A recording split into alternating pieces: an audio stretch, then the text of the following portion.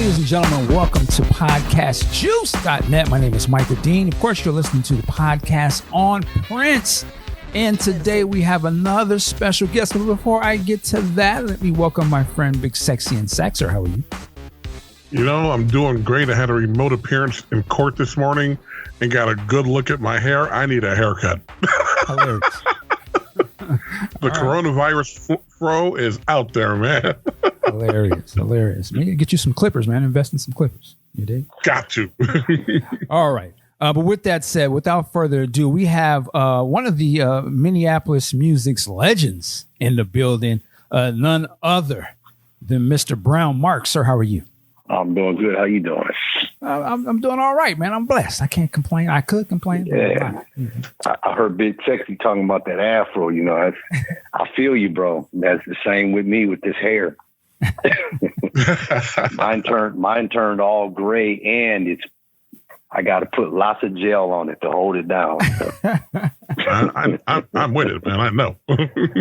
Well, I feel you. Speaking of hair, and I'm just going to jump right in. So we're talking with Mark today, or Brownmark, excuse me, and we both of us have had an opportunity to read your book, My Life in the Purple Kingdom. And there's many things that we want to sort of talk about, but one of the things that really, when I read it, I laughed, and I was like, you know what? Brownmark, that's cool brother right there. I was like, whatever I thought about him, I identified with him. And what that one thing was is when you talked about your Jerry curl.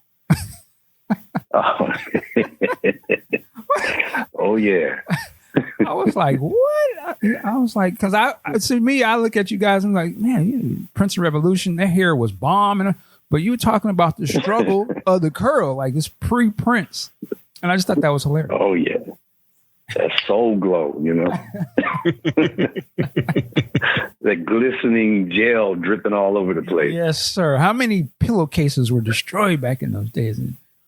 Oh, man, I don't think you can count. You know, it got to a point where I just started putting plastic bags underneath my pillowcase. Oh, wow. Just to save the pillow, you know. Hilarious. Bad stuff. All right. Well, let's back up. And I'm going to ask the question I know a lot of Prince people, not a lot, but I'm sure some of them out there are going to ask in regards to your book. But the first thing I would ask you is, why release the book now? Why are you putting this book out? You know, the book was supposed to come out 10 years ago. I mean, that's when I wrote it. And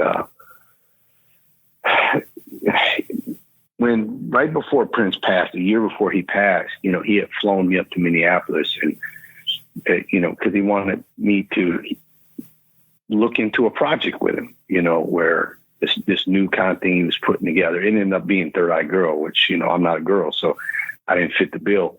But it was going to be something different before that. So we got to talking, and, you know, I let him know I'm releasing a book. You know, I have a book I had written, and I want to release it. And he just kind of looked at me like, do I get to read it first? And I was like, of course you do. And but the interesting thing is it was about me. It's not about him. And he's in it because he's part of my life, a huge part of my life. And the way me and him intertwined were like friends, brothers, family.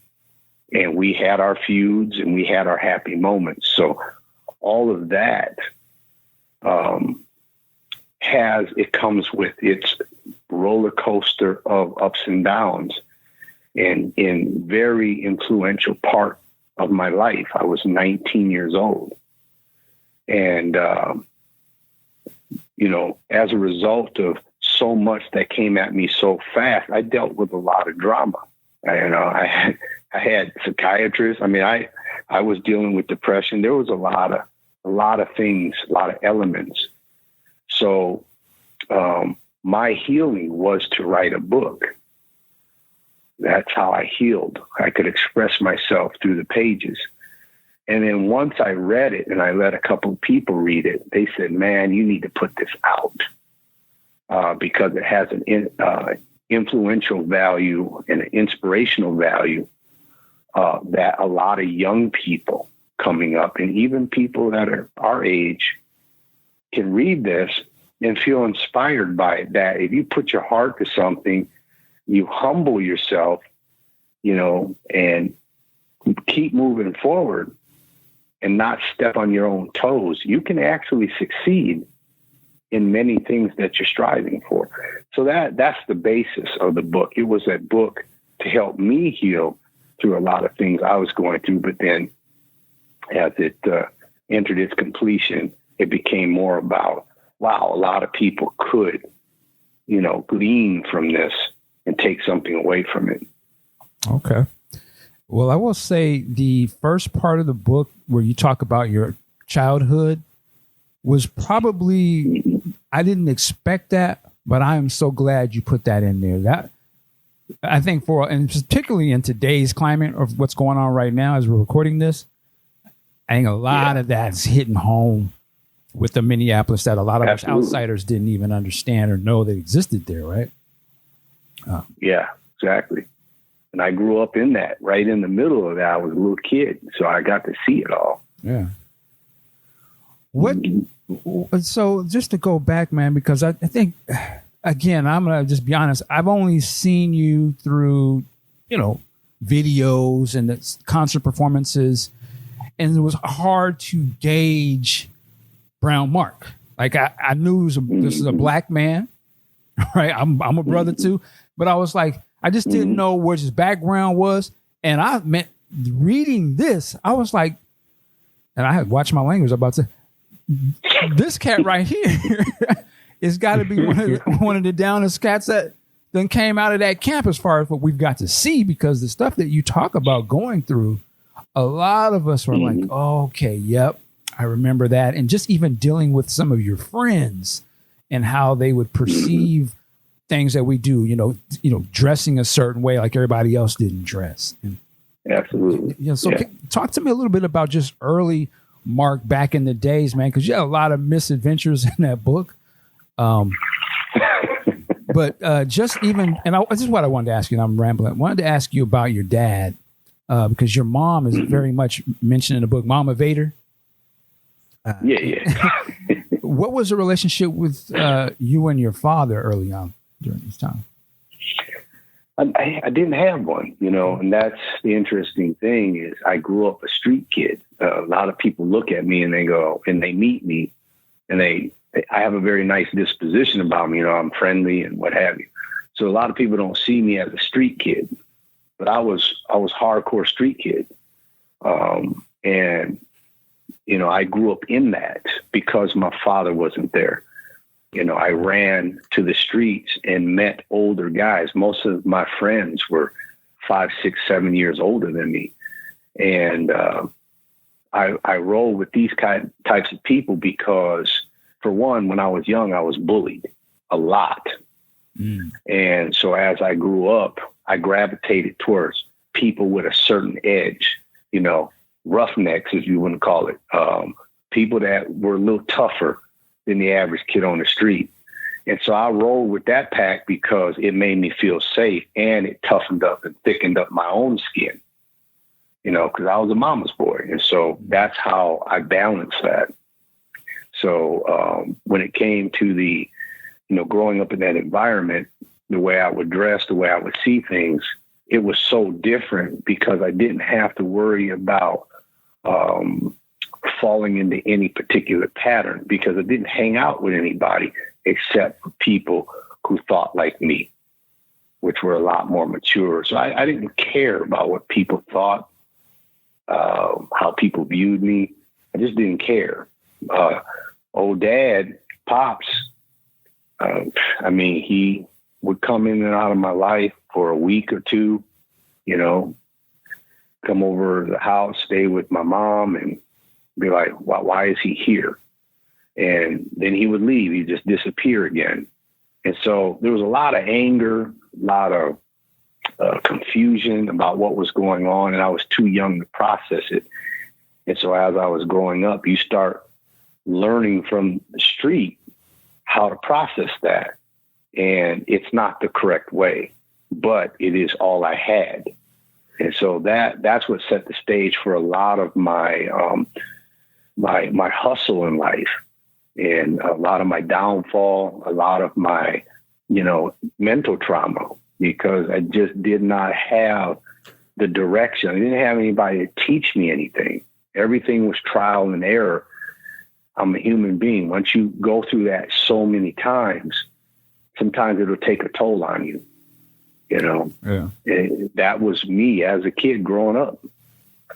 Now, and I mean, obviously, hustle. Your mom was a definitely guiding force, though, right? Like, I mean, was she working working a lot as well as you're doing? All the time. Worked 2 jobs. Got it. She worked 2 jobs. Okay. My dad was an engineer. My dad had a degree in engineering and nuclear science. Wow. Smart man, but he didn't give us nothing. He even took our tax, my mom's tax return. Therefore, we didn't even qualify for basics, like food service or anything in school, nothing. So my whole life became a hustle because I was hungry. I just wanted to eat. When I needed clothes, I had to hustle. My mother could only, when it came time for the new school year, she could only buy me so much. So I took to the streets, and I was a hustler. I hustled cash. I don't know anybody that was my age, 14, 15 years old, walking around with $500 in his pocket. I was a hustler.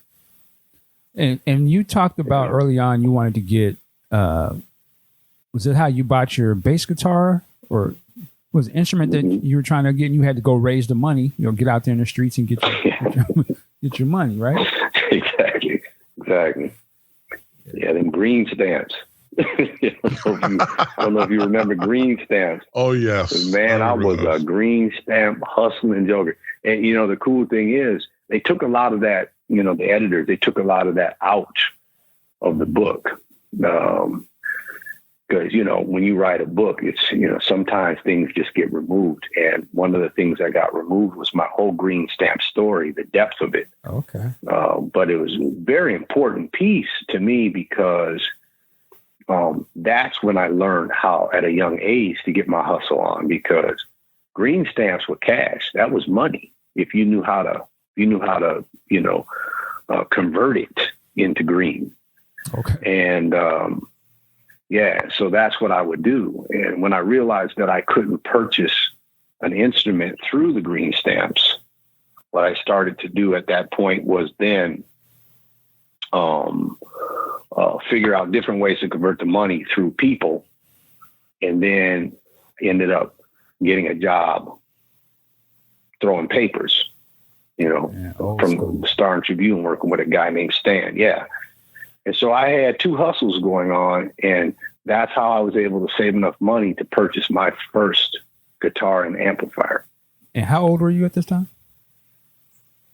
Gosh, I had to be 6, 7. Wow. Yeah, I was a kid. A lot of people get blown away by that. I've been hustling since I was 6, 7 years old. I've been earning money since then. That's how I learned. Another, and we'll jump around, but another interesting point that I was surprised that you go into in the book is sort of your early relationships with the young ladies and women, right? Like, I thought that was an honest thing for you sort of to dive into, and how you felt about that. And correct me if I'm wrong, did you sort of get a mistrust of women back then? Absolutely. Yeah. Absolutely. There was a whole time period that I just did not like them, because I thought that they were devious, and their whole game was to get what they want. They see something they want, they throw that game at you. And, I just had a bad experience, but I was, again, mama's boy all the way up to, 16 years old. I mean, I didn't even know what that was about, because my hustle was so strong. I wasn't into the whole female thing. And then when I finally did meet a female that I started liking, it just all went south. I leave that in the book for people to read, but it went south for me, and it developed this anger that I didn't even know I was angry. 2-3 years later, I started to realize it through my mother and my sister. And, that's when the change came, because they, were helping me to realize that, dude, you can't go through life like this. You can't go through life treating women like they're just objects, but when I was young, that was the reaction because of the things that happened to me. And we'll save it for the book, but that whole part where you're talking about, you sort of tiptoed your foot into the pimp game for a second. I was like, what's going on? Well, you know what the funny thing about Minnesota that a lot of people don't realize, man, that's Pimp City. Really? Back in the day, yeah, that was Pimp City, man. It's like everybody I knew was a pimp. Wow. And again, I told you I hung out with older guys, so they was all pimping, big pimping. I mean, that was their lifestyle. And so here I come, and I didn't know nothing about that. So they trying to teach this to me, and I was like, whoa, no. My mom would kill me. Right. And then I meet this one girl, and they trying to throw that at me, and they're like, man, go get it. And again, you're looking at a guy that doesn't know nothing about female interaction, because I was just so in a whole different hustle.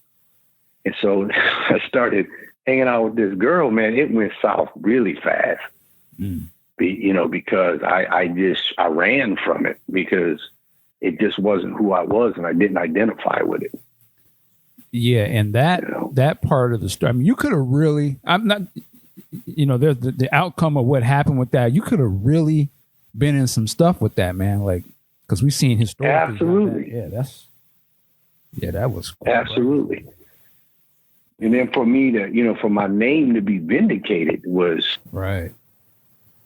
So I knew, I've always felt my whole life, I had guardian angels. They was watching over me, because I got into a lot of crazy stuff, but I never went down. There was always a way out for me. It almost read like a movie. I saw it as a movie, the section where you were talking about your boys, I think, wanted to use your car to go for a run or something like that.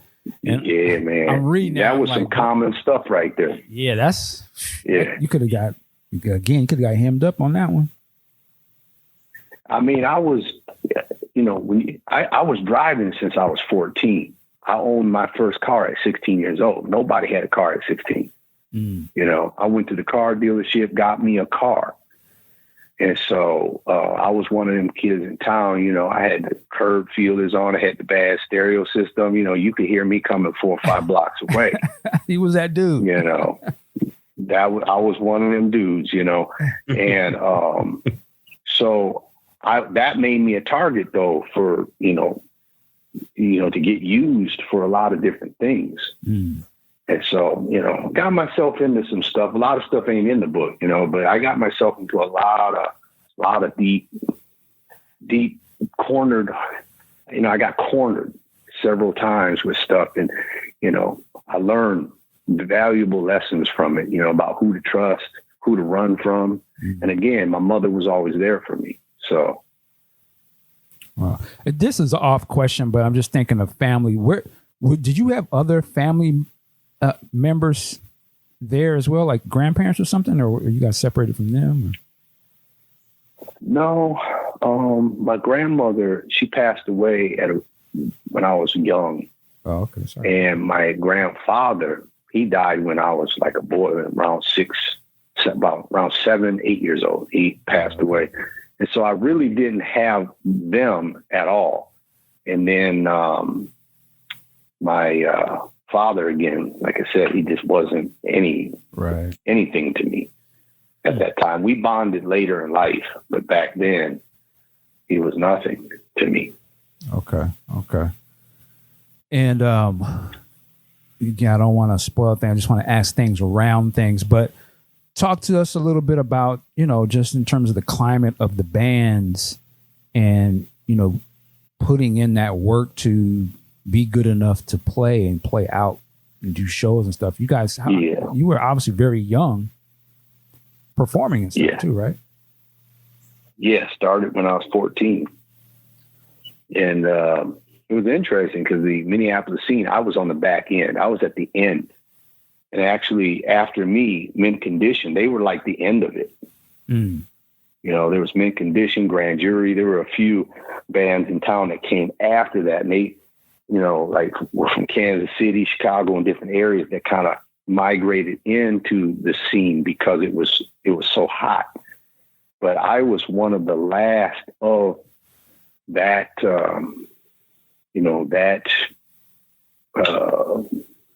that age group that live music was happening for us. I was one of the last of the generation that was involved in it because after me, hip hop scene came in and it just took over and people started dropping the instruments, and then also they removed music from the school programs. So it made a huge change on what youth could get into. So when I formed my first band, Private Stock, which later became Fantasy, we used to do battle with the Flight Time, and me and me and Terry Lewis used to work together a lot and throw after-hour parties where my band would open and then his band would close, Flight Time. Okay. And but there were a lot. Back then, man, it was the bands would battle. It was cold-blooded, man. It was like if you were in that scene, you were somebody. You were respected. Mm-hmm. Well, and so I was deep in that scene at a young age. Walk us through how that battle. We've heard of these battle of the bands, but what was it actually like? Say, well, I'm coming to this show. How does a band? You guys go first or second? How does that work? Well, Fantasy, we would go first because Flight Time, man, they was cold. We couldn't even mess with them. We knew they was bad, and so it was more of just a ploy to get people to come in. Okay. It wasn't really a battle. But I just remember Flight Time, and they had Bird, what was his name? I'm drawing a blank. It'll come back to me, but Flight Time, man, they had so many elements to that group. Cynthia Johnson, I don't know if you remember her. She sang Funky Town. Yeah. Ooh, man, they were bad, bro. That group was bad. And that's where the time came from. Mm-hmm. Prince came and he took them and later created the time. Alexander O'Neal used to sing in my band, Fantasy. Really? Yeah. Oh, that's crazy. I used to drive Alex around after rehearsal. I'd drive him around. Wow. Okay. And because I had a car, Man. And that's how we all intertwine. We all know each other. And from the music scene. I remember Jimmy Jam used to DJ, man. There was an all teenage disco that all the kids used to go to. Jimmy Jam be up there spinning them records. And, but he was a bad keyboard player. Wow. And I forget the name of the band he played in. Wow. But yeah, then every summer we had the Phyllis Wheatley Festival. I remember we got to open for, who was that? The Whispers. Okay. Man, they tore that stage down. I remember we opened up for them and then they came on. I was like, good night.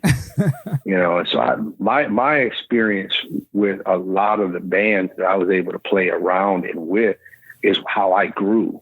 Because like a sponge, I would absorb everything. The bass tones, the way the technical and the audio work. I would absorb it. And let me ask you this question in regards to that, because I know a lot of times musicians and anything where you kind of have to buy equipment for, people sometimes always, well, what kind of equipment did they have this? How important was that for you at that time? Because reading the book, it didn't sound like you had like the top of the line stuff. And I could be wrong, but yeah, how did you, and especially at the age that you were, how did you get, how did you hustled to get the equipment, but were you stuck on like, I got to go get this and what's this person using, that type of thing? No, not back then. Back then it was all about, long as it made some noise, it wasn't until as I started growing in the scene and we started making a little money that I was able to realize that a Sears amp does not have the same kick as like a PV, a brand that is designed for the stage. A little Sears amp is designed for you to be at home and it looks good and everything. But the real deal, there's a huge difference. I remember I kept blowing fuses all the time because I didn't have the power. I'd have the bass turned all the way up and it just sounded like a muffled rumble sound, because I just didn't have the wattage and I didn't understand what that meant. But then going and seeing other groups and especially those Phyllis Wheatley festivals, listening to what the other bands were using, then I started to get into branded equipment. And I started off with PV.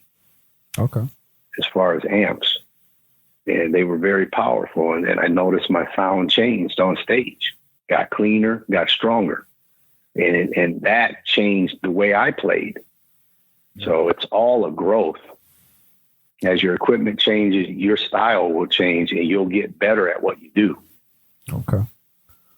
Going back to this time, because you mentioned Alex and Jimmy and Terry and them, and when you joined Prince, he was already, a few albums deep into it. How, where, or what was sort of the presence of Prince during those first two albums for you guys in the town? Like, how did you guys perceive Prince before you met him? It's interesting because I had always heard about him, and like I remember he came and he did the Capri, he did a show there, and he did another show somewhere, but he didn't get the reception he deserved here in the States. I think it's when, and I could be wrong, Andre Simone would be like a better person to ask, but I think he went over to Europe and that's where he had his, his revelation. Like, oh, I know what I need to do. Because when he came back to the States, it was on. His look changed. Everything about him changed. I was like, he had this whole rude boy thing. I was like, ooh, this dude is cold-blooded. And so I started patterning my whole style after him. Before I even met him or knew him, I he became the go-to. That's who I need to channel my energy to, that guy. And who would have known that he saw me the very same way I was seeing him? Wow. I guess he saw that in me, because I stood out like a sore thumb, in the later days of Fantasy. What do you mean? I'm wearing plastic coats. I'm wearing plastic coats and ripped up jeans and with nylons. And, I had this whole androgyny I was developing. Nobody was doing that back then. Yeah, no. What did other musicians or people in your band or musicians that were you guys, was Prince respected to you guys at that time, or was it just you guys didn't know who he was? Or oh, he was much respected. See, again, I was younger. I was about 4 or 5 years younger than even the band I played in. Okay. They were always older than me. And so they all had the utmost respect. I didn't know a lot about him. Okay. It's only what I heard. And I remember when that first album came out for you, I was blown away because I had heard he played all the instruments on it. And when it came on the radio, I'll never forget, I was driving down 35W, you know, again, you know, I'm a young kid. I got a car and everything with a bad stereo. And so I'm driving down the street and I hear this junk and I'm like, whoa, man. And he played all the instruments. Changed my life from that moment forward. Wow. That was now, it wasn't about being in a band anymore for me. It was about getting in the studio and learning how to develop a career out of it. Okay. Because it's what I wanted to do. And who were some of your influences musically at this time? I had a lot of them. I mean, I can't even name them all. I mean, I listened to everybody, absorbed everything. Okay. But I would say Larry Graham, Sly Stone, Jaco Pastorius. I loved Stanley Clarke, Chick Corea. You know, I mean, I was into a lot of different stuff, but Cameo, Slave, Mr. Mark Adams was like, that was my boy. Okay. You know, that they had that whole rock funk thing going. I was like, yeah, that's where I sit right there. James Brown. I mean, you name it. I was into everything. Bootsy. Yeah, you name it. Okay. You talk about getting the call from Prince to audition for his band. And at the time you were in your band and it sounded like there was some drama going on. But one of the things I wanted to ask you about is, you know, stepping away from your band, trying this new thing, opportunity out. And it sounded like there was a lot of pressure to the point where somebody pulled a gun out. Right. Yeah. Man, like, yeah, it got. Yeah. Go ahead. Oh, it got bad. And I think, don't get me wrong, I loved my band to death, every one of them. I'm just telling a story, you know, and sometimes you gotta tell it right. You can't leave certain things out because it expresses a mood. It expresses the feeling and the anxiety and everything, that all the energy of the time period. And I think with me, that was my departure because I was starting to think and feel very differently than the rest of my bandmates. And they saw that. They saw me moving. I was going to the left. They were going to the right, and it was a fork in the road. And so I think what that did, because I was one of the formers of the group, me and the saxophone player, we formed the group. And so here, you know, one of the formers of the group, I'm heading left, and they see this and they're like, what is he doing? You know, it kind of caused the division between the Southsiders and the Northsiders within the band. And we loved each other, but a family feud, families fight.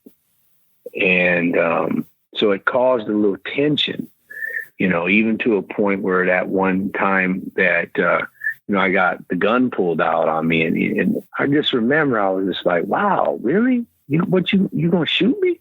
I mean, you know, and I wasn't scared. I was more, you know, I wasn't mortified. I was scared, but I wasn't mortified. But I was more like, wow, really? I thought we had more than that. And in later years, oh man, me and him, we, you know, I'm not gonna mention his name, but we became so dear to each other, you know. I mean, yeah. And it's because it was just, there was so much emotion going on, because I think they knew at that point, he's departing, he's leaving us. You know, and when I left, the whole thing just fell apart. Oh, the other band. I was the hustler. I was the one. Yeah, Vanity. Okay. Yeah. Interesting. I was the hustler. I was the one that held that stuff together, me and Michael. You know. Wow. Yeah, so, that really, I was like, my man, he's sort of crossing the threshold, leaving his old homies behind. Yeah. Not like leave him in the wind, but you had to, you know, ascend and do your thing. You have to. Yeah. And that's the hardest thing in the world. You know, because it's like when you go to war, because that's what it was. The musical war in the streets, you know, we're trying to make it. So when you go to war, you don't leave anybody behind. But this situation was so unique because it's like you only get a few shots at the title. And what are you going to do? You're going to just leave that opportunity alone just so you can hang with your homies? No, I'm trying to get up out the hood. I'm trying to elevate. And so that was a hard decision for me as a 17, 18-year-old kid. Very hard decision. And it brought a lot of tension. Even when I tried to change the sound of the band and the direction, I wanted to get more into the pop, market because I knew where the money was. Mm. They wanted to stay right where we were. It was comfortable. I'm trying to move forward. Wow. And there were a lot of differences there. Yeah, man, no, I was just going to say sort of, yeah. Well, no, I don't want to cut you off. Go ahead. I was just going to say a lot of differences there in what success is and what it looks like. And like I said, I think had I not patterned my walk after Prince's, I don't think I would have ever really got to see what success was really like, because Prince understood it. He understood what it took. Andre understood it, Terry and Jimmy understood it. And look at them. You can see what happened in their careers, So it's one thing to understand it and walk that walk. And it's another thing to just be a good musician and stay planted where you are because you're comfortable. I was never comfortable. I always wanted to keep moving. Okay. I was gonna say, so and then preceding going to this tryout thing with Prince audition, you had a brief encounter with him earlier, which I'll save for the book, but I thought was very hilarious. When you talked about the young lady you mentioned, Kim Upshur. Is that her name? Kim, yeah. She is she had a brief little clip in the Purple Rain movie, right? Or they show her. Absolutely, yeah. Okay. Absolutely. Kim was, bless her heart. I mean, she passed away, but Kim, she was part of my childhood. I mean, I grew up with her working in the restaurant. Before I even knew Prince. I mean, so there's a lot of history there. Yeah. And, beautiful person, but just to see how it all came together was amazing. Looking back, and how small this world really is. Oh, for sure. One thing I have to ask you this. So you, and this may be pushing forward a little bit, but one of the parts you talk about, maybe one of the first real rehearsals that you had with Prince. Mm-hmm. And man, when I was reading this, I was like, nigga, I don't know if I would have made it past that first day, but and it's going to be quite to hear you talk about it. But did this man literally kick you in the ass or something? Like what? I was tripping. Yeah, I don't want to get too much into it. I think it's a good read, and the way it reads, you're really going to understand the determination and it's almost, I felt like I just joined a football team, and the coach is in my ear. You ever seen how they get to screaming at the players? Yeah.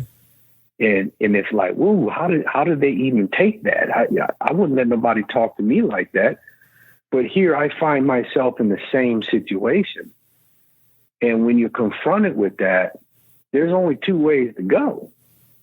You can react like you would in the street, or you can look at that dream and say, do I want to endure this and follow the course?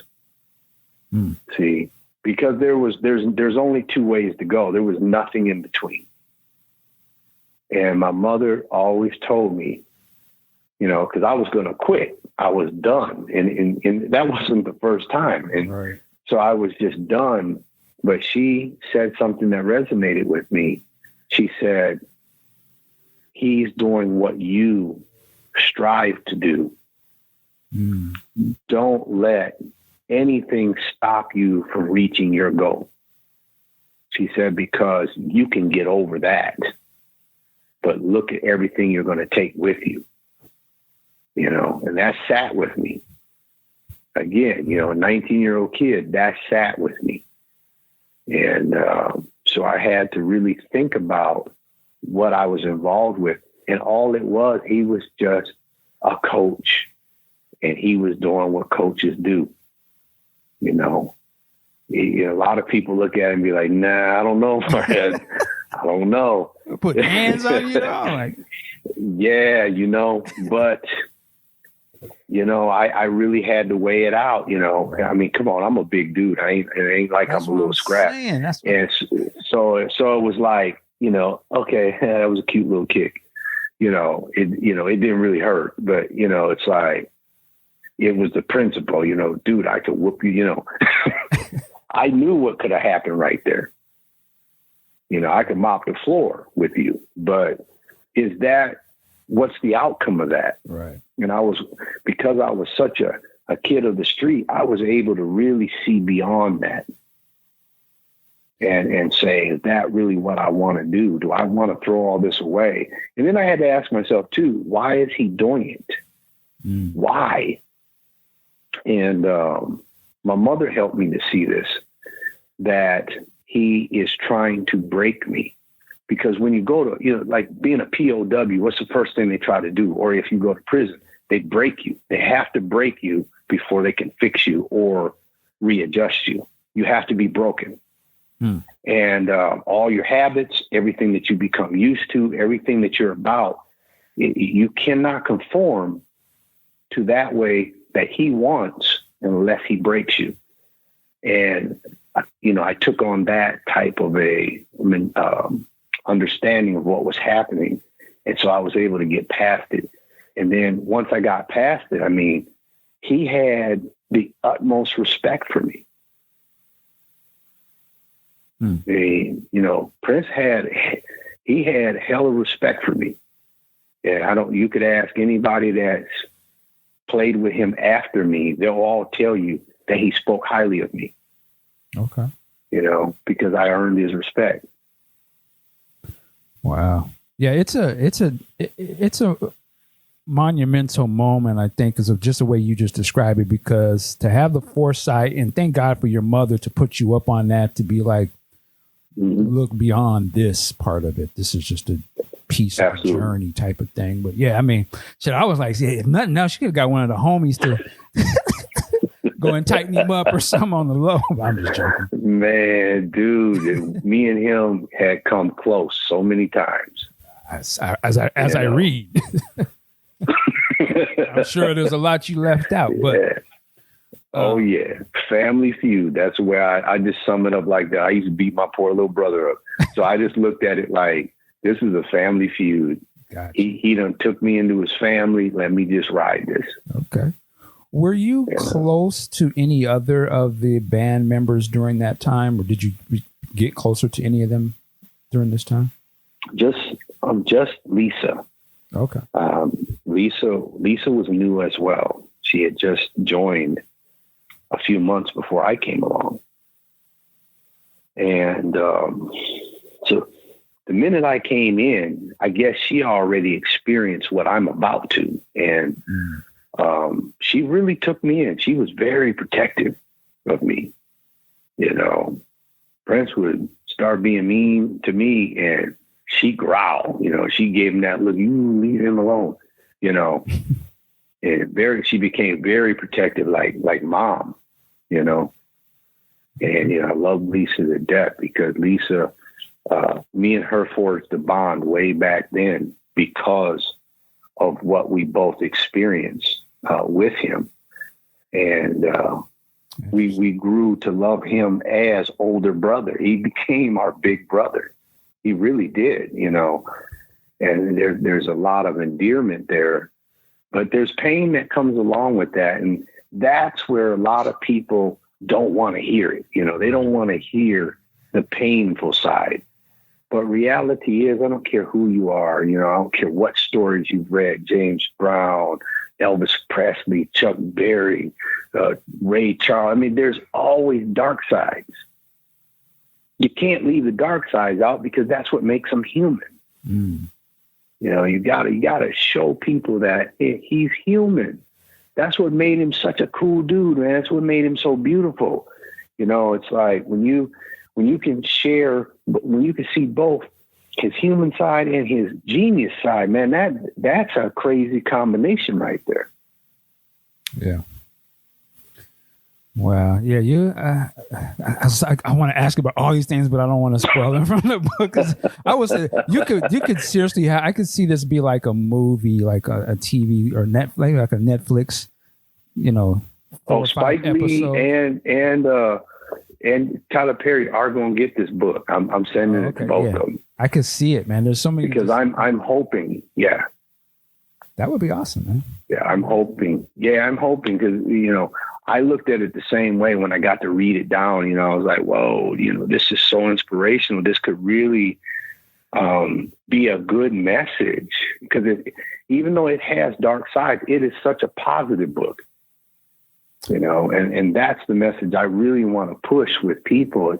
This is not this dark story where I heard somebody say in a blog a couple of weeks back, Mark is still angry with Prince. It's in his 176-page memoir. I'm like, I am not angry with Prince. Where did you hear that? I mean, I even confronted him. I was like, where did you hear that from? What are you talking about? You know, I'm not angry. I'm telling a story. Haven't you ever gotten in a fight with your brother or your sister? That's just part of growing up.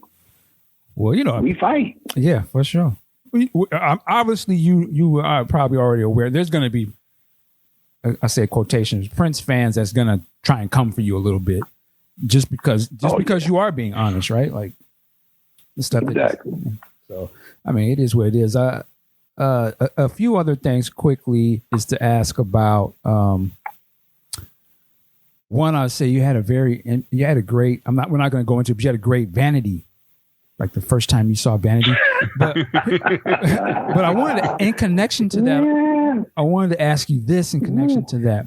I'd imagine you remember Big Chick. That was Big Chick was one of my best friends. Oh, okay, good. I'm glad you said. So I don't know if you read his book, but I actually read his book that just came out. His family put out a book that he apparently wrote. Was it he was a slave or something like that? Yeah, white slave. We're not going. I won't go into that whole title thing. That's crazy. Yeah. But in the book, he mentions Vanity.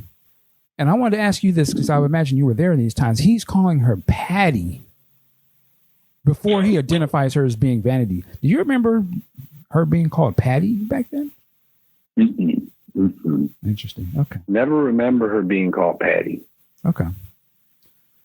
It's a very cool. I don't even know what that's about. You know? Well, he was like, Prince met this lady. He saw her from the stage and had me go get her. And her name was Patty. And, he introduced her. And then, she eventually starts to hang out more and stuff.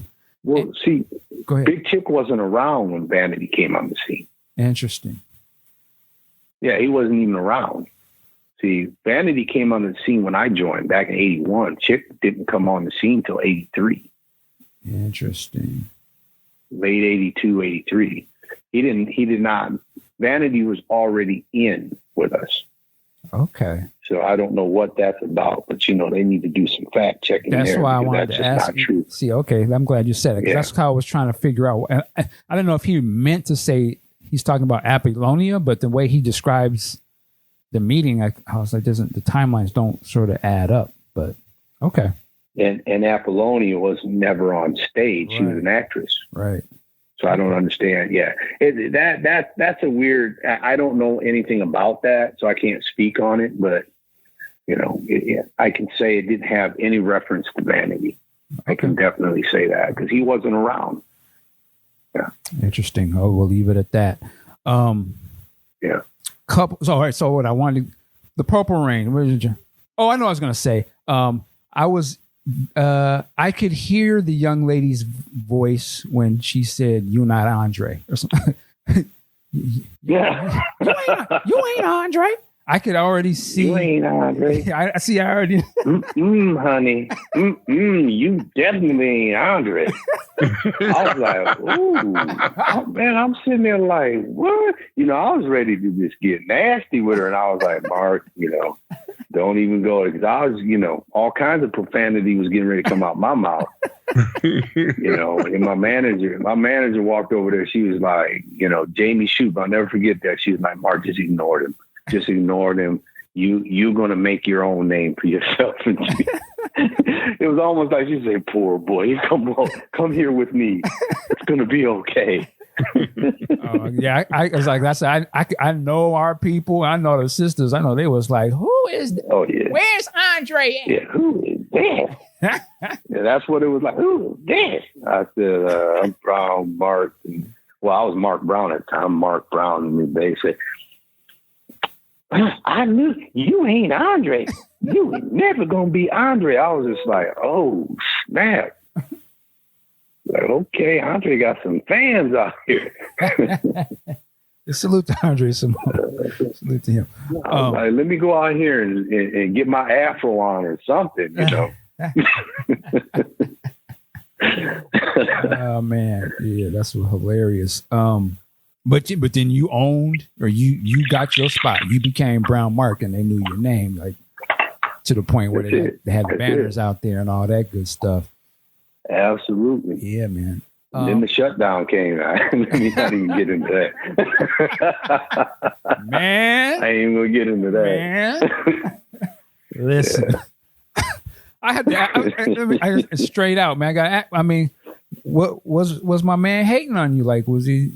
And I couldn't understand, like, you would think, why would a guy in his position feel like that? And that could be another story. But, I mean, was he just trying to, kind of like, man, how they going to give shine to this cat? This is my show. Yeah. Yeah, I didn't want to touch on it too much, even in the book, because, you know, again, it's just one of those things where what's the importance of it? And I think the importance of me telling part of that story is just to let people, so that people understand where a lot of my anxiety and stress and frustration came from. Otherwise, they would never know. Mm-hmm. And so I had to explain to people that I am a human being with a conscience and with, you know, I demand my dignity like anybody else. And, you know, you want to see good for your hard work. So when you reach a pinnacle and then you start realizing that you're starting to disappear from the limelight, you start questioning, what is that? Where's that coming from? And so me and him had many, you know, we had many bouts with that. You know, we went back and forth because I was never one to, I don't hold my tongue. I tell it like it is. I'm not afraid. I'll call you out.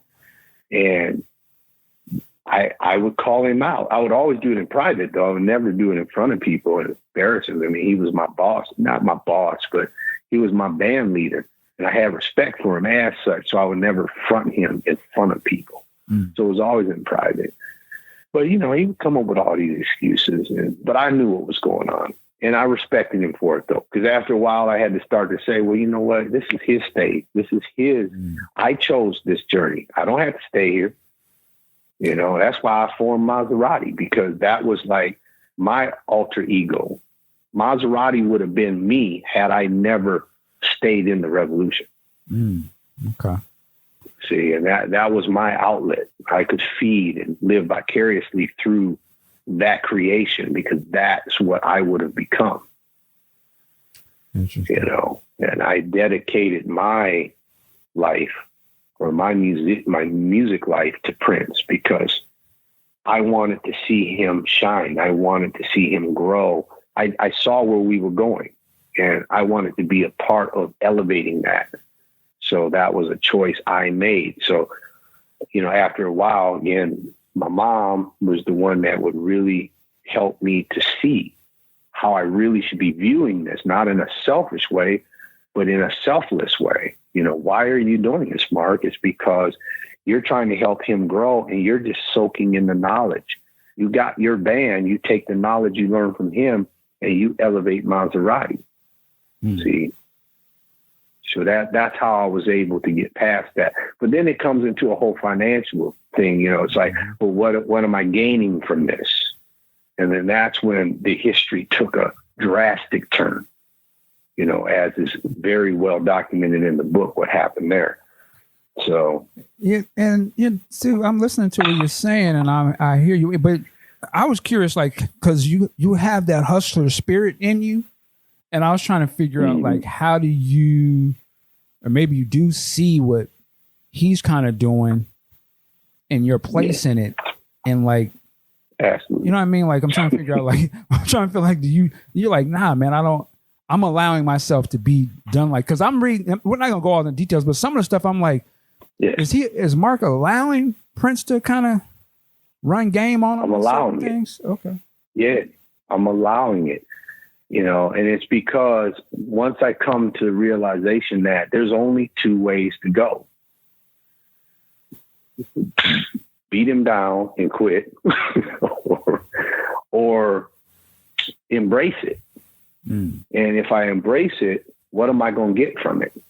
Okay. I walked away when I finally said, dude, I had enough. It's time for me to go. It was all respect. See, he had the utmost respect for me because he knew I tolerated him. He knew that why I was there and I was there for him. So when it was time for me to go, he respected that. And what happened when I left? I mean, I had record companies seeking me out. I had a huge deal with Motown. My deal was massive. It was like, there's my payback for all my hard work right there. Okay. I got to sit at the table with Berry Gordy and eat with gold tip, wine glasses and eat lunch with him in his library, sit under his dining room table with a waterfall and a fish tank. I mean, we're talking Berry Gordy. We're talking his mansion up in the hills, a billionaire. He took me to his computer house or his administration house, which was bigger than my home. And it had 3-4 stories. And he's taking me and showing me all the different departments, and they're just people on computers. And I remember he looked at me and looked at the guy and said, hey, print that out. Guy prints it out. It's a pie chart. And he says, these are my Arabian horses. I'm like, oh my God. He's flexing. I ain't never heard nothing like this in my life.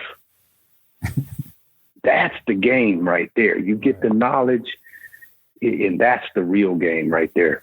Because when I saw the power that Berry Gordy had, I was like, man, that's what I'm talking about. That's real power. I see. That was the only thing I'll say about the book. I wish you went more into your Motown years in the book. That's my next one. Oh, okay. Yeah, that's my next book. Yeah, that's why I saved it. I wanted to leave it at Motown because it's a whole new chapter and it's a very interesting one. Yeah. Because it is when I really learned the industry and why Prince became what he became. Even writing Slave on his face. I mean, there is so much more to it. And so this next book, I really want to get into the negative, dark side of the walk, Prince's walk, my walk, all of us, even Andre, because there's a dark side to this industry, a very dark side. Mm-hmm. And I want to talk and get more into detail on that. Okay. Well, I would love to read that. Just backing up again, I wanted to get your opinion on, I don't think you spoke on this on the book, but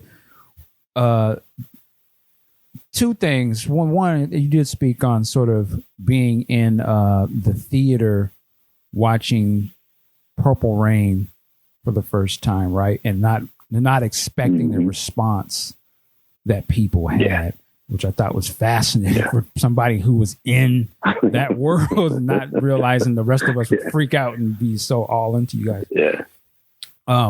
You mentioned one thing about making the movie, which I didn't know about, and I won't say what that is. I don't want to spoil your book, but I'm gonna ask you about something else.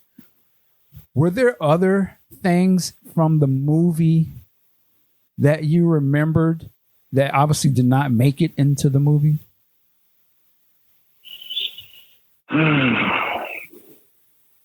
I mean, there were a lot of things that didn't make it, but what I find most interesting that I didn't really touch on in the book is just the level of, and I hate to say this, I don't know how else to say it though, the level of narcissism that I started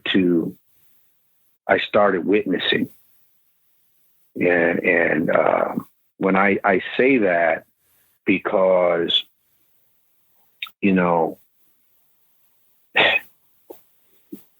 when you get to a point in life where you're huge, you're big, you got to watch. You can never forget where you come from.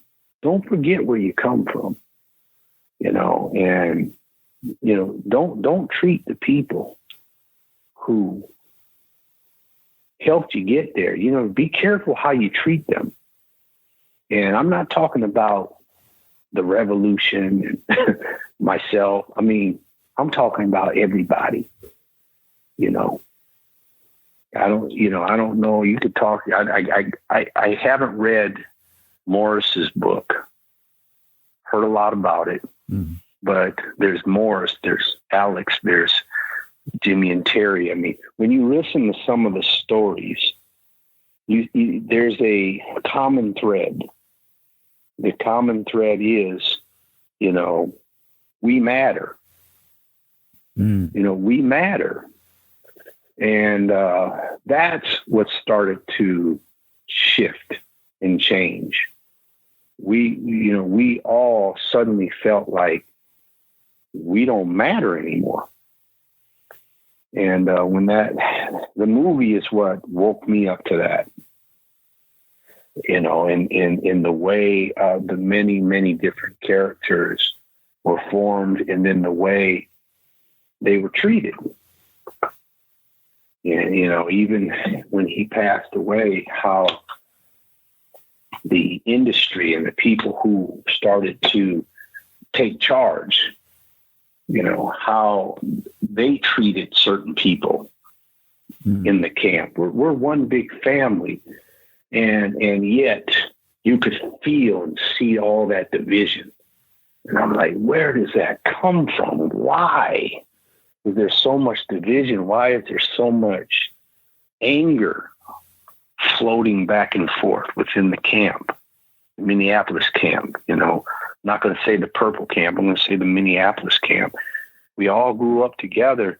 We only have each other. And that's why I was really happy how me and Terry Lewis, got back together, because I hadn't talked to Terry in years. And then, past couple of years, we've done things together, a couple of things, Super Bowl and the Grammy thing we just did. And, I was really able to, chat with him on different levels than in the past. And, and it's just beautiful how a lot of us have now come full circle, and we have reunited in that love and that bond. And we were able to look back and see all the stuff that was happening and have a firm understanding of why and where it came from, and that's closure right there. Because a lot of the fans may get mad when they hear all of us talk about our lives, but, our lives matter too. We were affected by the things that happened. And that counts.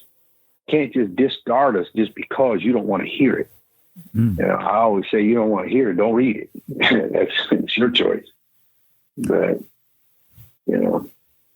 Well, it's interesting, and you're asking some great questions, because when you look at Prince, there's almost a generational pathway of people involved in his career and a part of that sphere, right?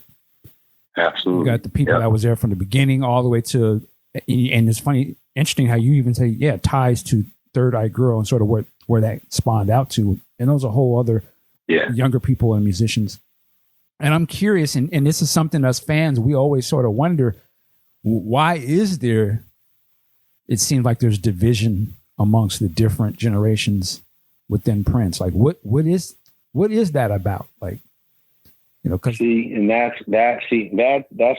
to touch more on that in my next book, because that is exactly what I'm talking about. The why, the big why. And the big why is because it was an atmosphere that was created. Just like we kind of see the atmosphere of the world today, it was created. And, I have a very strong theory on how it was created and the masterminds behind it. And I'm going to really expose them. I'm going to come out and talk about it with some realness. Because again, I'm not afraid to speak my mind, but I'll articulate things in a way where nobody gets hurt, but I'll just tell the truth about how things started to transpire, when and why. And I'm just going to throw this out to you, answer it or not. Is it when other sort of behind the scenes management type people, or certain people start to get invested into this to Prince? That's a huge part of it. Yeah. And see, and that's the side nobody knows about. There's a much bigger side to this that people don't know about and they don't realize. And I think it's interesting to expose it, only because even our younger artists today, this newer generation of artists, they don't realize that we paid the price for them to be able to collect the kind of money they collect to this day. Mm-hmm. I would agree. They'd be walking around with stacks of money in their bags and everything. We couldn't do that back in the day because there were too many gatekeepers. We sacrificed. We paved the way and paid the price for them to be able to do what they do today. You got your people like your P. Diddy's and your Master P's and what's the other one? There's so many. There's the there's the Suge Knights. Yeah, so many of them. Suge. Yeah. There's a lot of them that were able to. They were able to share in that revolution to really open that industry up to where we could now start having more control over what happened with the dollars. But when I was coming in, man, it was a set thing, and Prince, I believe, spearheaded that fight. I, as an outsider, I look at it as it just looks like another case of divide and conquer. Somebody saw Prince is he's the money, he's the guy, and I need to get him isolated enough so that I can have him focused on this, and these other people, I need to keep them, separate. Absolutely. So I can get my money together. Absolutely. That's how I look at it as a younger person. I was like, they ran that game. Absolutely. Playbook, Absolutely. Mm-hmm. You said it. Same playbook. Yeah.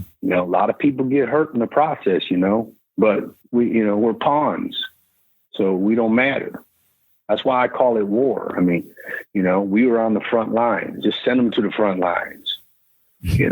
Where all the people behind the scenes, they're the ones that are glorified. They're the ones that elevate. Wow. Yeah. And you're right. I think you say your book is inspirational, but I also think it's the book is some lessons learned, no matter what you go into, but to understand the difference between business and, buddy relationship. Like, this is a business. Like, somebody can tell you one thing, Absolutely. but that paperwork going to decide the real deal. And if you don't got that paperwork, then it's your word versus theirs, or whenever they get around to doing the right thing. Because, looking at that time, I mean, the kids situation, I was like, man, I've heard the story before, but it's just like, I don't know if you had a lawyer, or if you could even have a lawyer in that conversation where, would it make it go a different way? But it was pure trust. Yeah. It was pure trust, because you trust the ones you're with. When you become family, you trust your family. Right. And that is part of the heartbreak. That's where the therapy and stuff comes in, see? Because once those bonds of trust are broken, man, it's hard. And, now you struggle with the rest of your life, and anything you decide to deal with and get into, now it's a struggle for you because of the damage done to your own person, your own self. So, yeah, a lot of lessons in this book, a lot of things for people to take away from it. Anybody wants to look at it and think that I'm just angry, it's obvious you don't know me, because I am far from angry.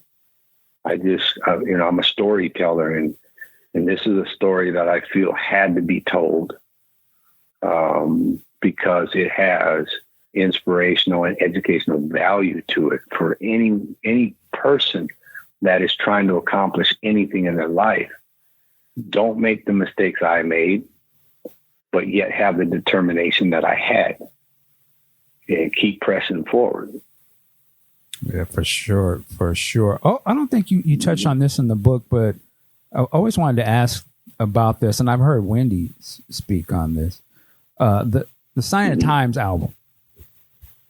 Mm-hmm. I think she said that she saw that as a Prince and a Revolution. Right. Well, it was.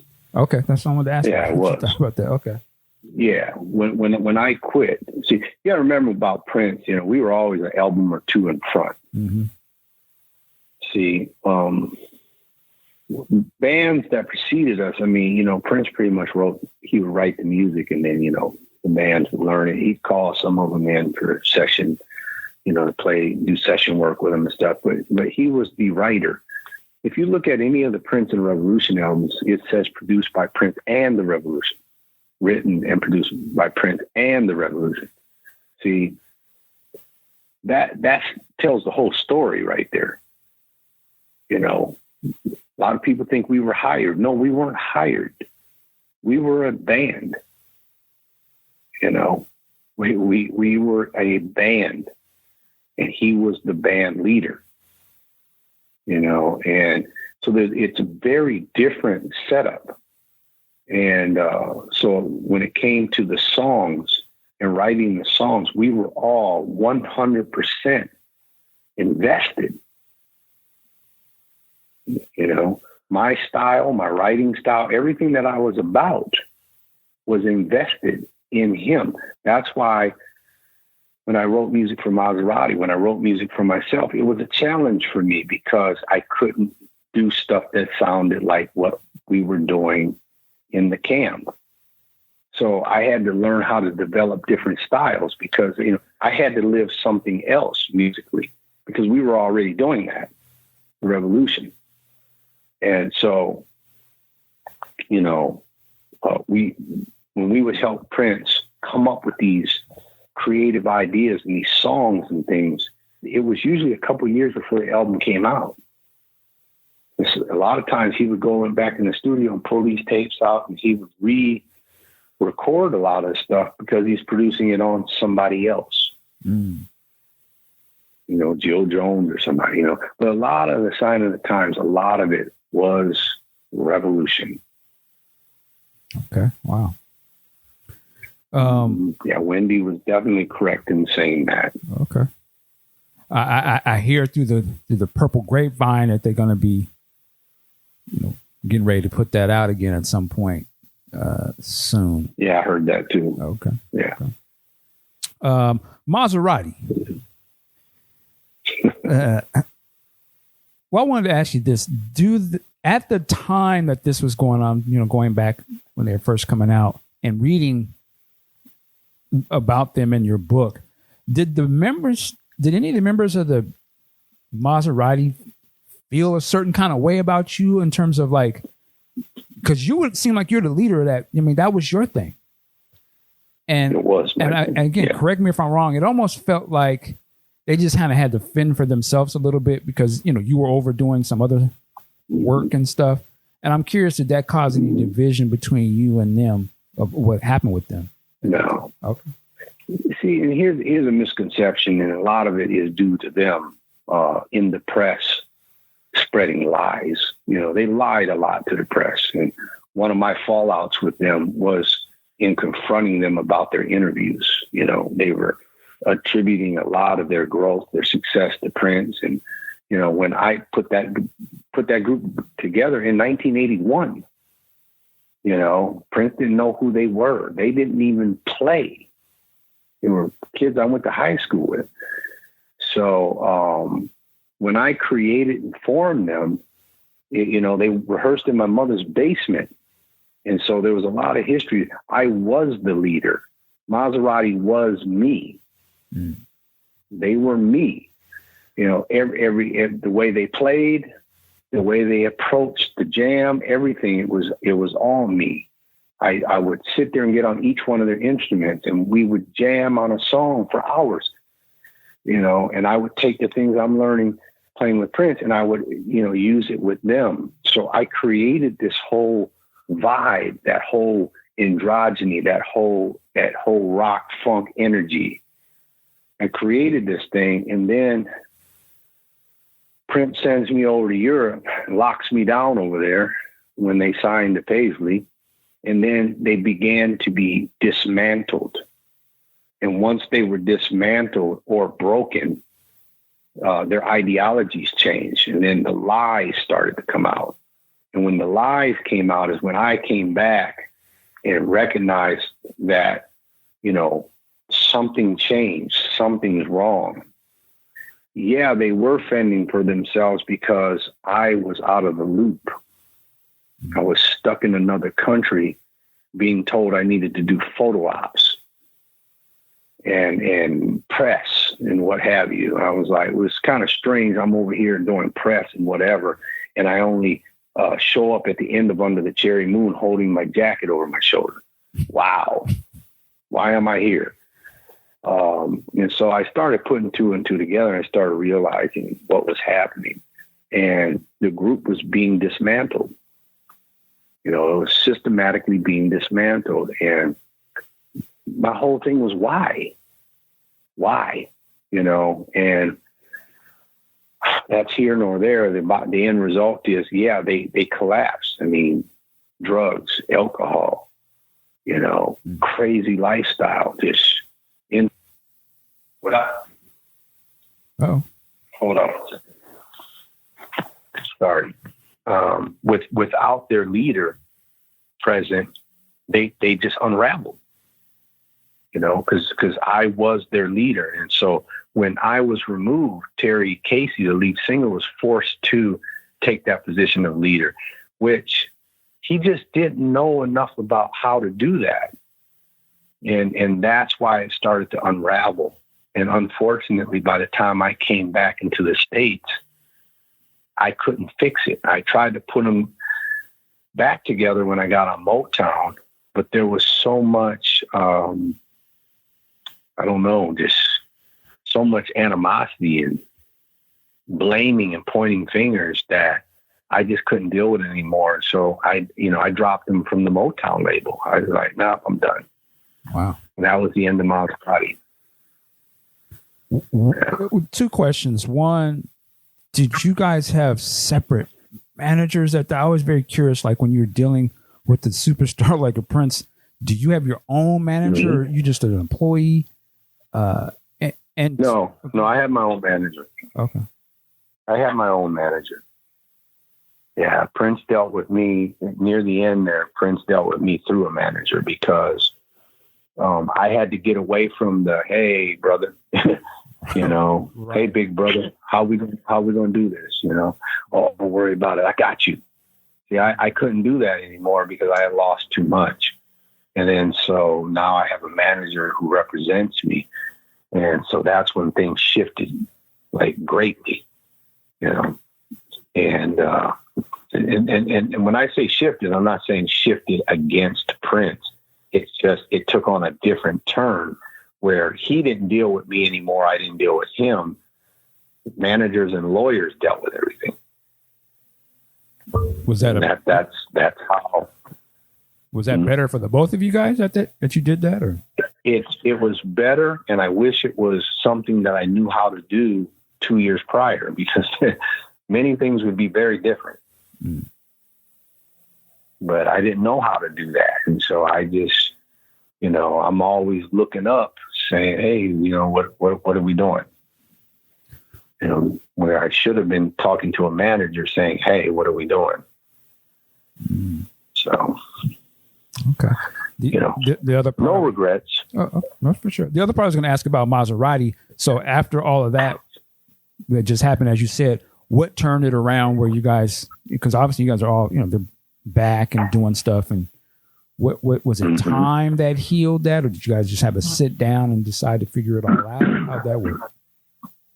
Well, to be honest, you know, Bad Boys Paisley is my new band. That's who my band is.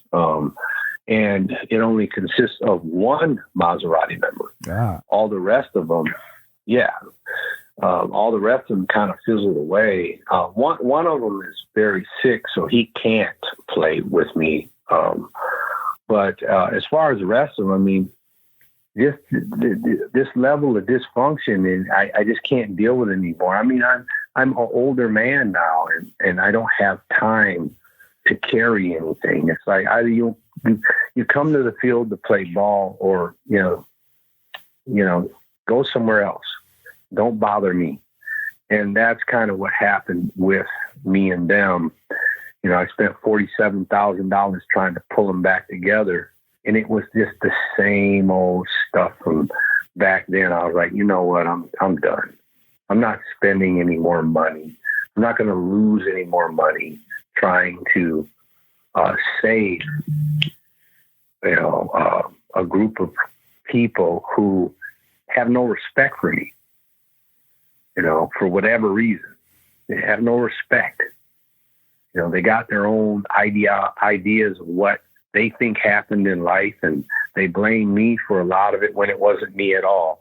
But that's here nor there. Everybody lost in that situation. And who lost the most was me, because not only did I lose a life's work, but I lost a ton of money, you know, upward of $500,000 trying to keep them afloat.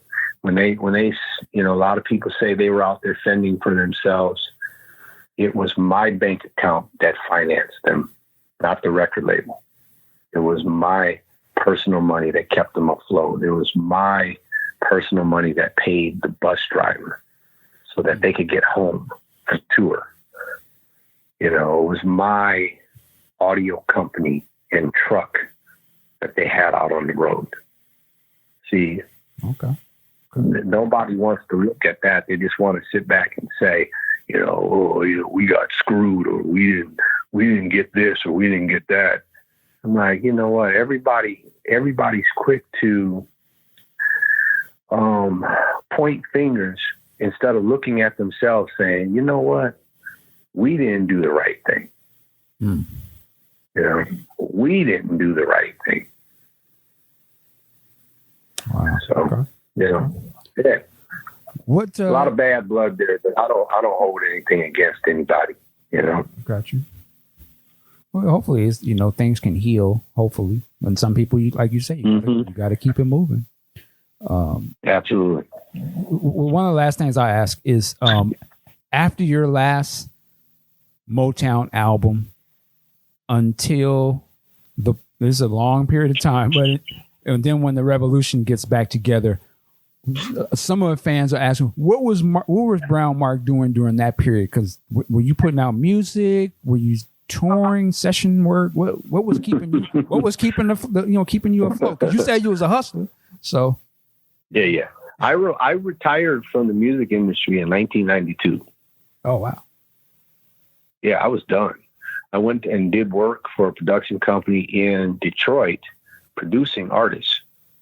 I was responsible for many, many record deals and got artists up and started, got them going. And then I just got to a point where I was like, you know what? I need to take a break from this. I need to clear my head. And got married, had 2 kids, 2 boys. Okay. Raised my kids and just went back. I put myself through school. Really? Got a degree. Yeah. And, I said, you know what? When I got done with my degree, I was like, let me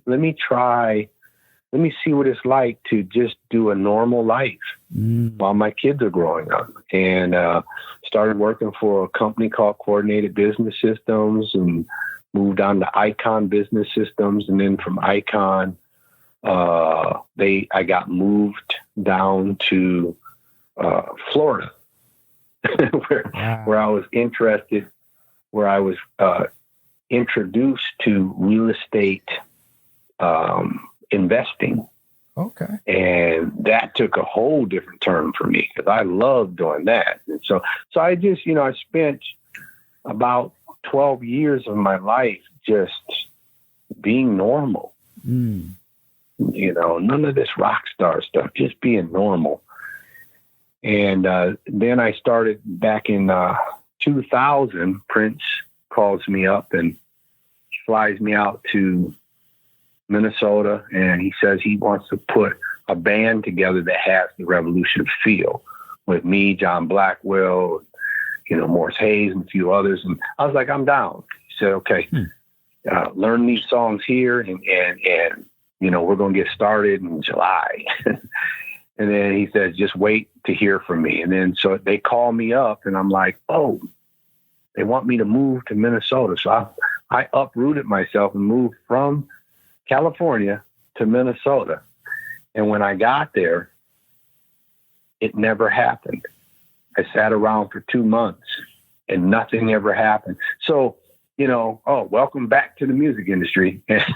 So since I was back in, I said, let me just make the best of it. I formed an underground radio called the Underground Radio. It was the first of your Pandoras and stuff like that. It was before any of them existed.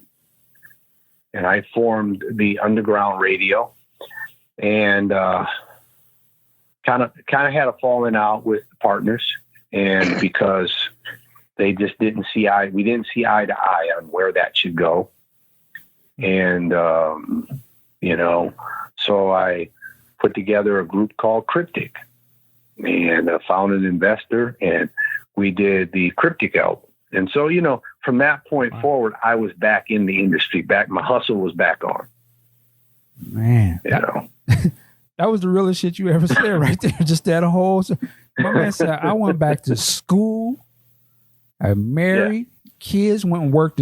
See, a lot of people need to hear this type of stuff, Mark, because they just think that, even the Revolution, they paid forever, or, they had this album and that's all they ever do. So, no, went back and started working, took care of family. Exactly. That's some real shit, man. Like, people need to hear that kind of stuff because you got to take care of responsibilities. You got a family now. Absolutely. Right? You still got to live. Absolutely. You still got a whole life to continue moving on. Yeah. I needed to hear that, man. That was, okay. Yeah, that's my next book. It's gonna get real. Oh man. You should have had that. I'm gonna take people deep into the light. Okay, wow. Yeah. That's very interesting too, in terms of, up now. I don't know, where are you, and I'm not trying to get too all into your personal shit, so you tell me when I'm back up. But when you said you moved from Cali to Minneapolis again, is this you uprooting your family to come with you too, or is that just a different situation? Because that's a big thing. No, absolutely. Okay. Uprooted. And my wife got a job working for Aetna, and I was back in the business hustling. So, and the kids were still not grown. And so,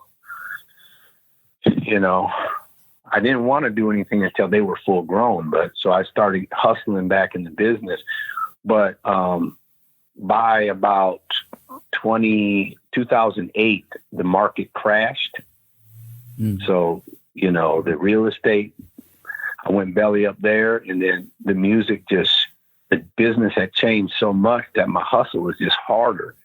And so we packed up, we moved back down to Florida. And, you know, I got back into the tech sector.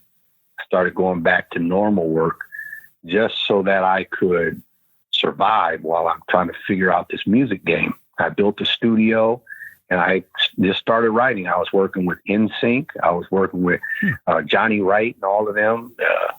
You know, that whole Orlando scene, Britney Spears, when she first came out. I was involved with all of that back then. Wow. Okay. Just nobody knew it.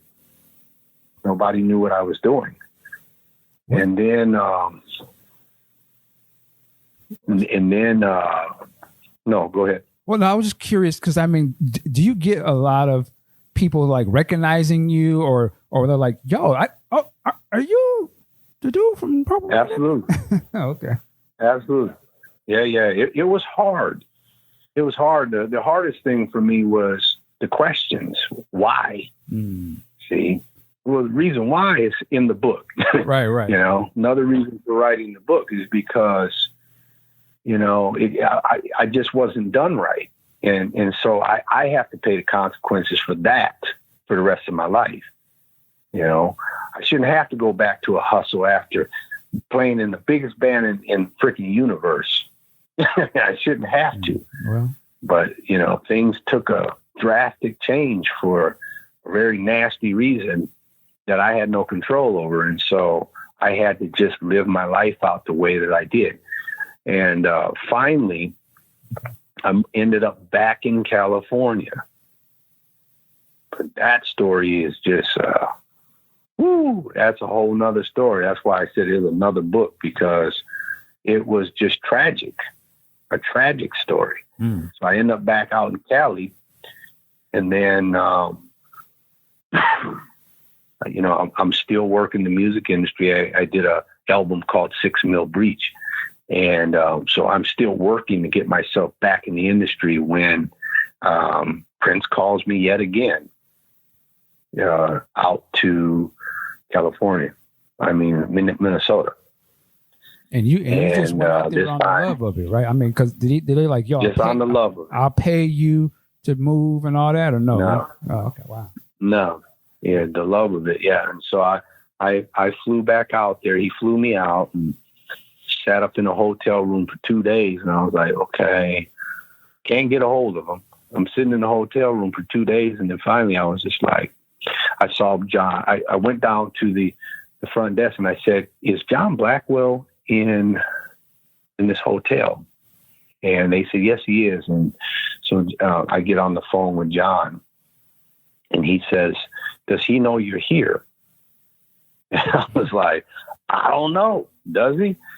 And so he says, "Hold up." And he calls him. He forgot that he flew me in town. Wow. Yeah, he forgot. And I was sitting there for 2 days, just, you know, when are we going to figure out what's going on here? So anyways, I go out to Paisley Park, and I get to see him again. We sit down and we're eating soup, and, you know, in the kitchen, and we're talking about old times, and he just looks at the place and he goes, "You know, you helped me build this." And I said, "Yeah, so give me the keys." Right. I said, "So do I get to come in anytime y'all want?" He says, "Well, you know, you're invited here anytime you want to come back here." And I was like, "Cool. So what's going on?" You know, he told me about this was before Third Eye. He told me about this whole thing that he was going to try to put together with me and some of the other cats. And it just never is the same as the last time. It just never worked out. And I went back home. This time I didn't uproot myself. And went back home and never heard from him again until he passed away. You know, it broke my heart because, you know, we were just now getting back into the swing of communicating again, you know. Mm-hmm. So, and then he passed and broke my heart. Wow. Were you always in contact with any other Revolution members during that time? Absolutely. Yeah. Me and Wendy and Lisa lost touch for a long time, but Bobby and Matt, I was always in touch with them. Okay. On the regular. Mm-hmm.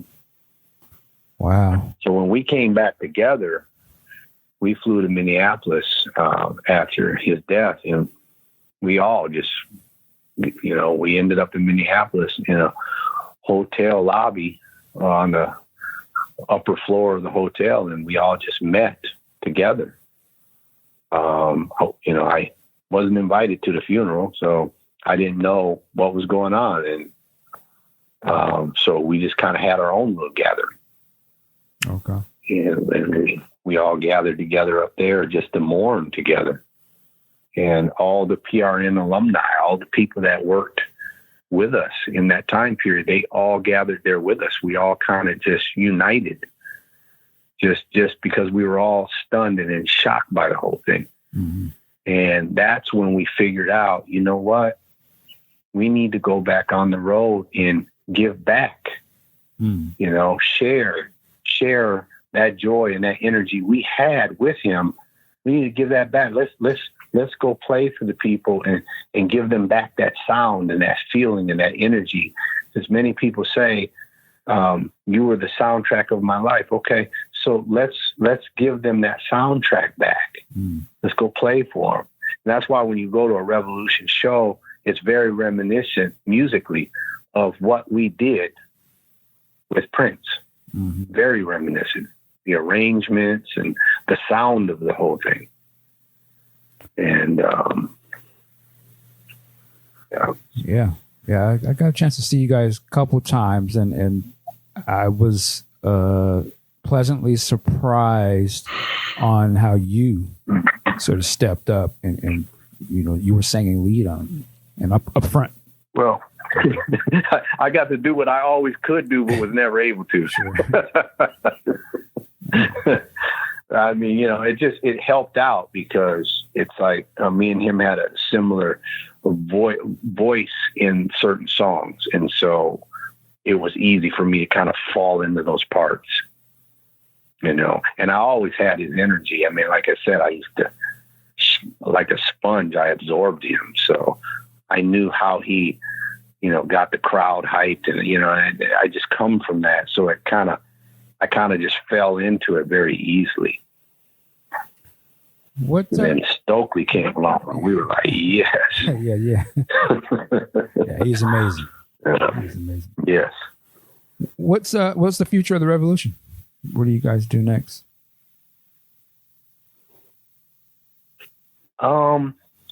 You know, with this COVID thing, I mean, we just kind of locked down really, and there's no gigs. Every one of our tours got canceled this year. And there's still, you know, parts of this country that want to see us. And then, you know, there's other countries around the world that are just dying for us to come out, and we just can't. You know, we're on lockdown now. You can't get booked for anything in 2020. It's just not going to happen.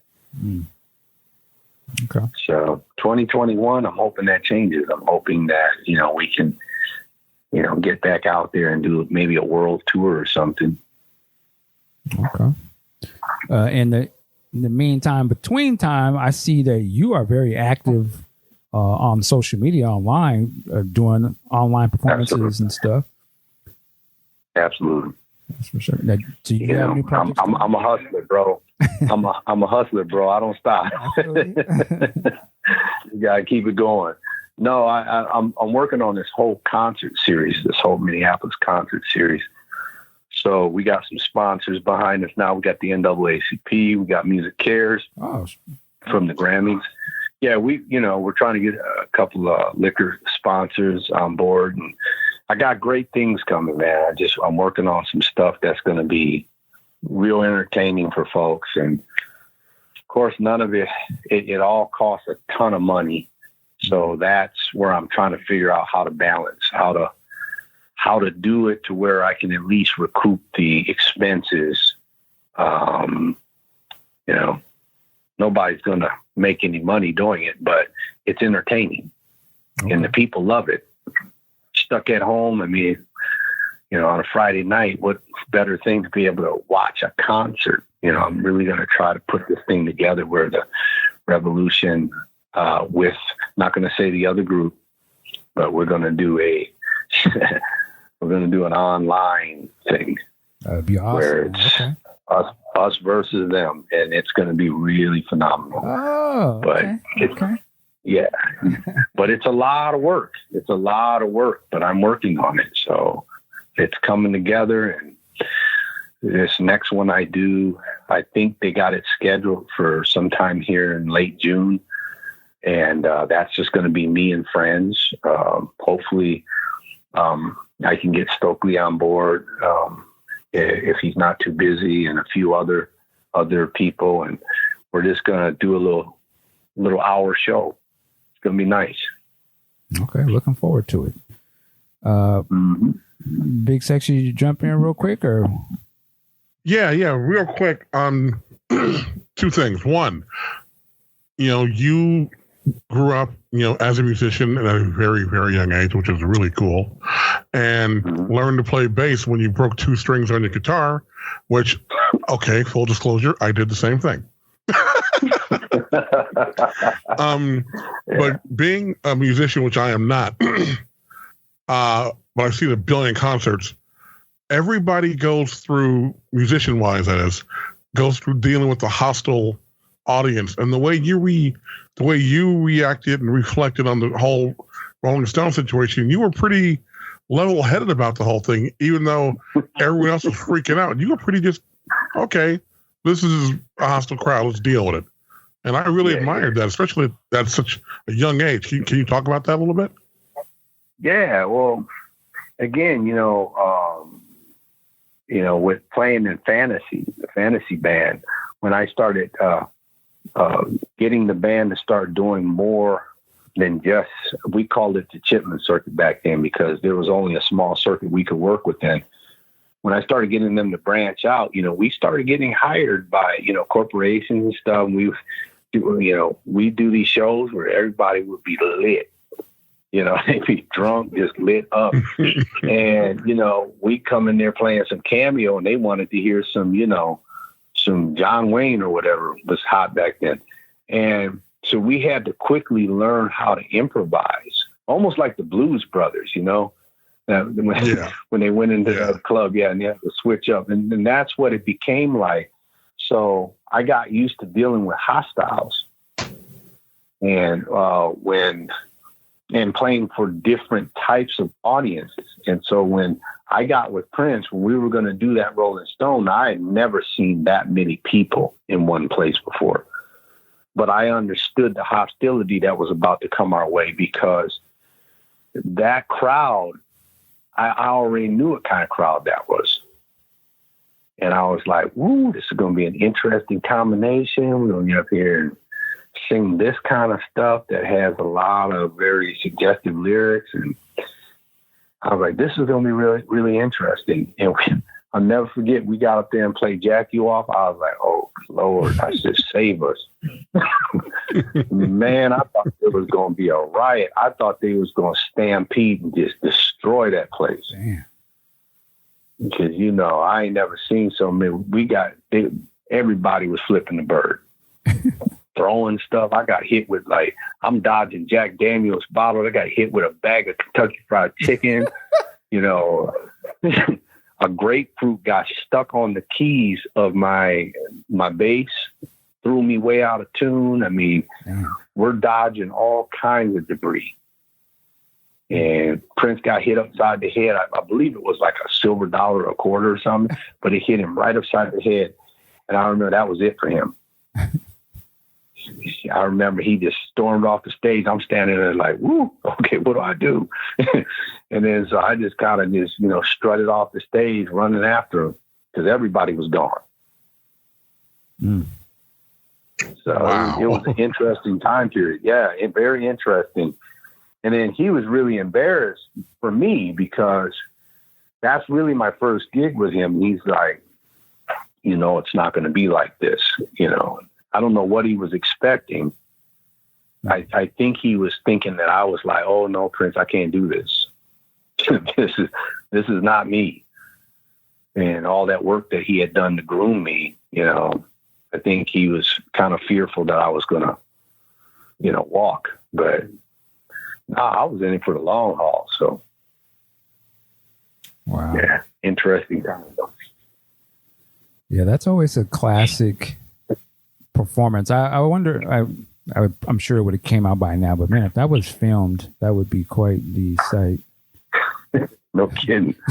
To see that. No kidding. I would love to somebody to see that bag of chicken hit me, because that jump was funny. You get hit. Chicken got a certain feel to it, just bam, hit me on the shoulder. I was like, what was that? Wow. That's wild. Looked down on the ground, man. You could tell it was some Kentucky Fried Chicken. I was like, oh, snap. Man. And you had to watch. You had to keep your eyes open because that stuff was coming up on the stage. Wow. When I saw them Jack Daniels bottles, I was like, I'm dodging. You trying to do your little dance and you dodging stuff. Shoes, bras, underwear. I mean, everything was flying up there. And was that the first show you did with Prince? Very first one. Wow, that's wild. I did a First Avenue, what they call, First Avenue show, which was like a, just a warm up, just to get us ready. But that, my real first show was the Rolling Stones. Man, I can only imagine you guys walking onto that stage and you just see the sea of people and just like, oh, okay. 90 plus thousand. Wow. And it was festival seating. So when I say 90, not just up in the bleachers, but all on the football, on the field, wall to wall, they were hosing them off. They had big fire hoses and they're spraying the crowd like cattle. Wow. And you just see all these red bodies from the heat and they're just spraying them down with water hoses. It was the craziest thing I'd ever seen. Mm-hmm. What? I know another thing that jumped out in the book, and I laughed when you would mention it was, but you were strapped up. you had weapons. Oh yeah. I rolled like that back in the day. They called me Fort Knox. Yeah. I had weapons everywhere. You was, that was just how I rolled. Where did that start? I mean, did you have guns before that point, or was it just like they getting a little too crazy? I got to protect myself. No, it's part of where I grew up. Okay. Just that whole environment and the paranoia that develops from it. When Prince didn't know that a lot of us carried. He never knew. Oh wow. Now I remember I was with a couple of Maserati members. We just got done working out at the house in the studio, and there was a Perkins on Highway 7, and we left. We were in the car. I was in my van. I had a red van, and I had a sawed-off shotgun in the back and some other weapons. And so I remember the keyboard player. He comes running out, and he jumps in the van, and he's like, "Let's go." And I'm like, so I just pull off. I'm not thinking anything of it. About 7 to 8 squad cars pull me over on Highway 7. I looked over at him and I said, "What did you do?" And he's just looking to the ground, and he's like, he says, "I got mad because my soup was cold and I threw it in her face." I was like, "What?" So they got us all lined out on the highway. Spread eagle on the ground, face down. And then they go, "What's in the van?" They got me up and they said, "What's in the van?" I said, "Nothing." And they said, "Well, open it up so we can see." Now, that's an illegal search. That's an illegal search. They had no right to search. Right. But you know, I don't want no trouble. You see what happens when we start trouble. We just end up dead. Right. And so I was like, okay. I said, but I'm not going to open it. I said, you can open it. I'm just going to tell you right now that it's sawed-off shotgun in there. First thing he says, they pulled their weapons out. And I got my arms up in the air. They all got their weapons out. And they said, well, we're not going to open it. Open up the van. I was like, dang it. I was like, see, this is going to be the last day of my life. So I have one arm up and I take my left hand and I grab the door and I'm pulling it back in a way where I am non-threatening whatsoever. I'm not leaning in or anything. I open it and I point. I see, there it is right there. Man, they slammed me down on the ground like nobody's business. You know, slammed me down on the ground and pulled the gun out, and they got holding it all up in the air. They emptied the chambers and everything, and they're holding it up in the air, and they're like, what are you doing with this? What are you doing with this? I said, hey, I have a lot of guns. I said, I'm registered. I can carry that. And he says, no, you can't. You know, the only thing people do with these is kill people or rob banks. And wow. So long story short, they run my license plates. You know, we had keys to the city. I mean, everybody knew who we were. They ran the license plates and they came back and they're all lined up taking pictures with me in handcuffs and the gun up in the air. Ain't that a bitch? Every cop. Yeah. Polaroids. They're saying we need these just in case you rob a bank. And we need your signature on them. I ended up signing the photos. Wow. So somewhere out there's photos with policemen holding guns up with me in handcuffs, and I signed them. Talking about, I was we got one of the Prince people here. Yeah. Stop. They never told me that they knew who I was, but I know they did. The minute they ran my plates. Right.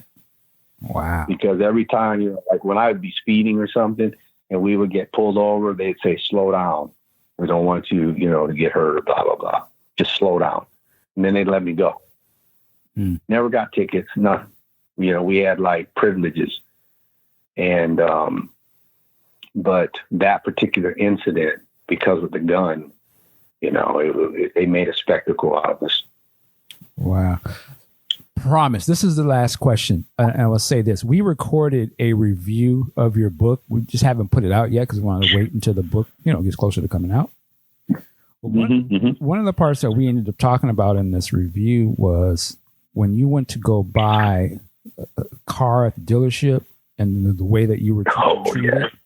When we started having the conversation, we was kind of going back and forth, and I was asking, I believe I was saying this too, like, why did you end up buying the car after the way that they were treating you? Because I was kind of like, man, you want to give them their money. But go ahead. Yeah, I didn't want to, but there was only one. There was only one left in the state of Minnesota. Just one. That's right.